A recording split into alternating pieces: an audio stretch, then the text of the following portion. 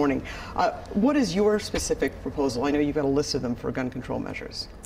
You know, Esme, this is an issue that I've been working on for a number of years. I came to the issue in my interest in the health of the people. And just like most Minnesotans and most Americans, the shooting in Parkland and being able to see what was actually happening in that classroom because of the students and their iPhones was horrifying.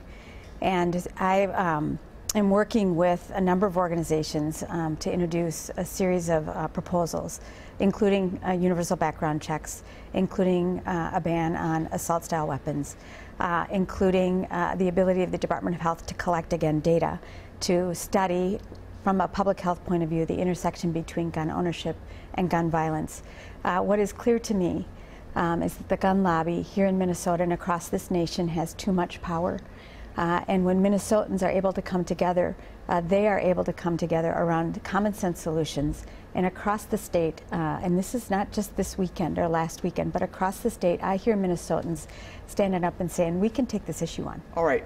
These proposals have come up in the legislature before. They have gotten absolutely nowhere. Even when Democrats were in control of legislative bodies, when you were in the House leadership, do you really think something's going to happen this time? You know, something is going to happen, and I don't know that it will happen in this session. You know, when I was the majority leader, I watched a new legislature come together after the Sandy Hook shooting, a new group of Democrats elected all over the state of Minnesota who right after that shooting met together in retreat and said, it is time for us to take this up. Let's look at what's happening in our schools. But they didn't get anything done. And within 2 months of that meeting, I watched our caucus and our members fracture because of the reach of the NRA and because of the reach of the gun lobby. And what became a very contentious issue inside our caucus and the legislature resulted in almost no progress. I think Minnesotans understand now the reach of the gun lobby and the NRA. I'm happy to say that I've always gotten an F from them and I've never taken their money. It is time for us to recognize that they have too much power, and if we want to make sure that we're moving forward with ideas that Minnesotans support to protect our communities and to protect our kids in school, then it's time for us to recognize the threat of the gun lobby and put Minnesotans back at the table. You were the first candidate to get into this race way back in 2016, yet you came in third in the caucuses. Do you really have a path to the nomination, which is coming up in June? And will you abide by the nominating process at the convention? When I announced my intention to run and filed, I announced also that I would abide by the DFL endorsement. It is important to me. It's an important piece of infrastructure, and it is also a representation of a grassroots kind of politics that I believe in. I absolutely have a path to the endorsement, and you can see it in the results of the conventions and the delegates that are being elected to go to that state convention. We're earning a lot of support.